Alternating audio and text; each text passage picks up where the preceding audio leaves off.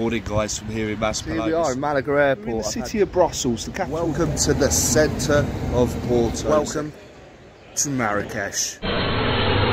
So, a very good morning guys, and today we are outside Faro's main food market. And what we're going to do is we're going to take a walk around Faro's main food market and see what culinary delights are on offer. And we'll have a look and see what the Portuguese cuisine has to offer as well. So come join me. Did you see that cheeky guy in the background there waving as I was doing that piece to camera? I'm definitely going to make that into a thumbnail. But what we're going to try first is Portugal's most famous soft drink. So before we go into the market, I have bought Portugal's most famous soft drink and I'm about to try it here. Let's see what it's like, first time.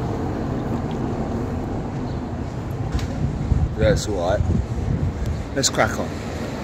It wasn't a negative review, I was just expecting it to have a bit more fizz and it was a bit more flatter than I expected it to be. But anyway, we have entered the market here in Faro, and this is the main food market. And well, the only thing you can really compare this to is food markets that are very similar across the border in Spain, the ones we have visited on the channel previously, like Malaga for example. But you can tell this market is far less hectic. There's less people shouting at you. There's not thousands upon thousands of people cramming the passageways. So it's pretty decent to be honest. But let's see what this food market has to offer. So we've just gone past the bakery there, and this is obviously a butcher's. But looking around, there are quite a few stalls shut. So I wonder what that is. Maybe today isn't a big trading day, but we've also got florists here as well, so it's not just food, but you can buy other things here as well. So as we nosy around the stalls here, well, stalls, market stalls, yeah, they're called stalls. Let's see what this place has got. So yes, so Portugal is absolutely famous for cod. I'm sure we're going to eat on this trip at some point. So they like to preserve it in salt, very similar like they do in Spain. If you've ever tried the salted cod, for me, it's just not my taste. But the fresh cod here is absolutely fantastic. And we can see other things here like sweets, nuts, olives. So, a wide range of stuff to be found. Unfortunately, there seems to be limited fish here today, which is normally my favourite thing to see when I come to one of these big food markets. But let's see if we can go and find some anyway. Come on. So here we are, this is what we're looking for, the fish. And let's have a look at some of the beauties they've got on offer here. We can see the sea bass there, and look at the size of those breams as well. Sea bream there, squid, all sorts of local fish that you can find in the area. And as well as that, something really impressive is this monkfish liver. Look at the size of that, just shows the size, what's inside the monkfish and how big they can get. But we've also got some squids and some smaller local fish here as well. Now this place is called the King of the Snails in Portuguese. The only reason I know that because I know a loose translation in Spanish. And there are the snails, one of my favourite things to eat. Now going around this market is so much more chilled than going around a Spanish market. When I think about hectic Malaga or Barcelona's Little Korea, you're always getting smashed about, people ramming into you. But this one, it's just so peaceful that you can go up and you can film the produce and no one is trying to get you to buy anything. So yeah, thumbs up for the Portuguese market, but let's continue. And continue we shall, as we go and check out the fruit and veg stores now. So not as pretty as if, I don't know if you remember the video when we went to Malaga. If you have seen it, if you haven't, obviously go back on the channel and you see these beautiful displays of fruit.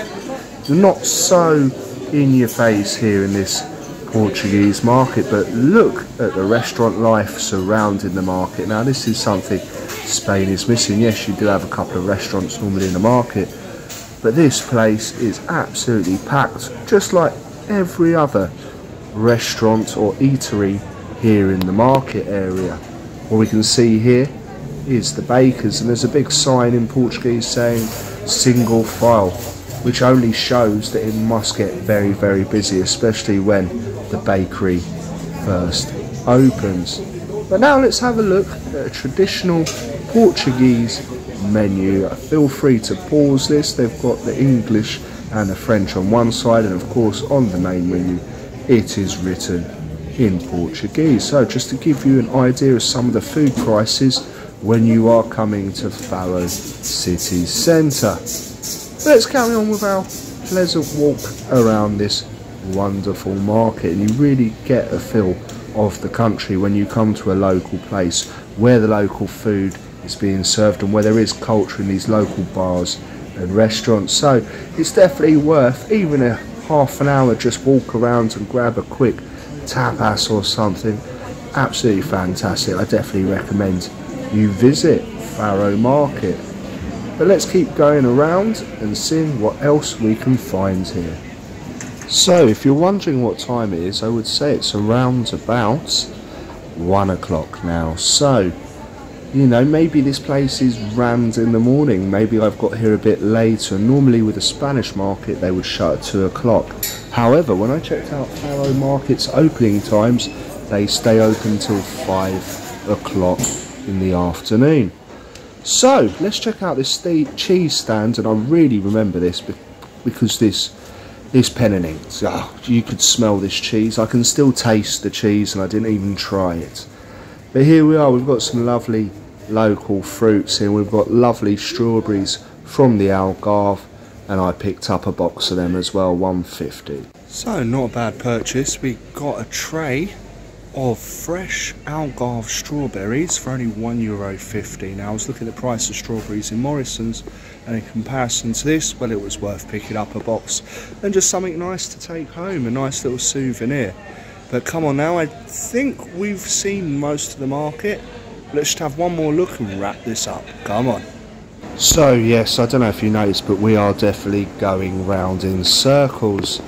So looking at the time now, I think it's time for us to go and grab some lunch, and we'll just take some last shots here in the centre of the market, and we're going to head to a lovely little taverna restaurant just off the side of the market here.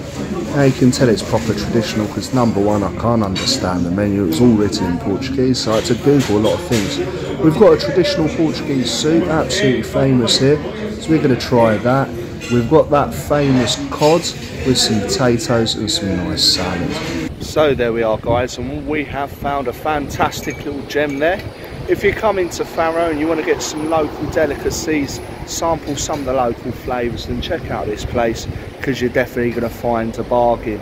But from me here at Faro's Central Market, thank you for watching as always, guys, and I'll see you on the next adventure.